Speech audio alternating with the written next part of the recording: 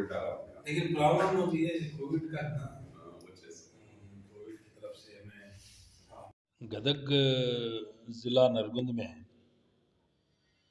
ये जो हादसा हुआ है, गुजरा है, इसके ताल्लुक से तो बड़ा अफसोस हुआ सुन के, क्योंकि पुलिस की, वहाँ के इंस्पेक्टर की रिपोर्ट ये है कि 2 महीने से कम्युनल टेंशन वहाँ पे नरगुंद में चल रहा था। उसमें जो है वो बजरंग दल के चंद लड़के लड़कियों को छेड़ना और मुस्लिम लड़कों के साथ छेड़खानी करना, ये तो चलते आ रहा था। ये दूसरों का नहीं, वहाँ के सब इंस्पेक्टर का स्टेटमेंट है। उसमें ये फिर भी ये तब का तब उसके बारे में अगर सही मानों में सही टाइम पे अगर उसका ये कर किया होता, अरेस्ट किए होते, थोड़ा उनको धमकी दिए होते, तो ये हादसा नहीं गुजरता था।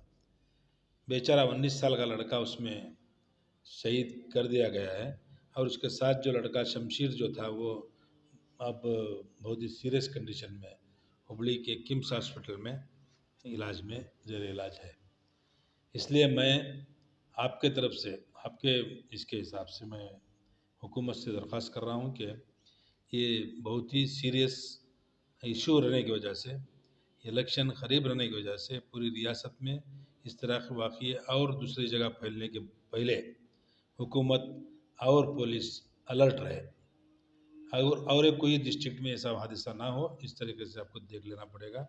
और दूसरी बात, जो लड़का इंतकाल, समीर जो इंतकाल हुआ है, उसके घर वालों को 10 लाख रुपए का कंपनसेशन देना है, और उस जो बच्चा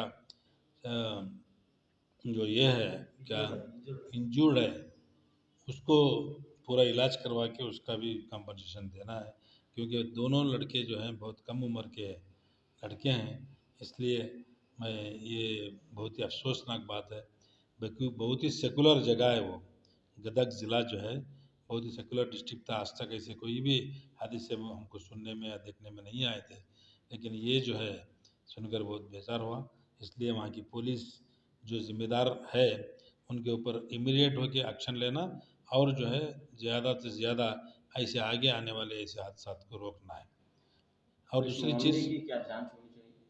सीओडी जांच कराना है कंपलसरी, और जो ऑफिसर्स, जो लोग इसमें इन्वॉल्व हैं, इसे जो 2 महीने से जो लोग ये जो मारने के लड़कों को जो सिखा कर दे रहे थे, इन लोगों को अरेस्ट करके ये यूएपीए में डालना है।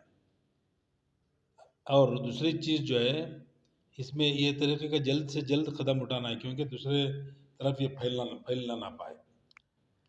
इसके अलावा मैं तमाम हमारे स्टेट के ऑफिसरों से और वहाँ के डिस्ट्रिक्ट के ज़िम्मेदार हजरात से, उसमें ख़ासकर हमारे एच के पाटिल साहब जो हमारे वहाँ पे वो डिस्ट्रिक्ट के बड़े लीडर हैं, उनसे दरख्वास्त करता हूँ कि जितनी जल्दी हो सके सही तहक़ीक़ हो और उसका उनको इंसाफ मिले।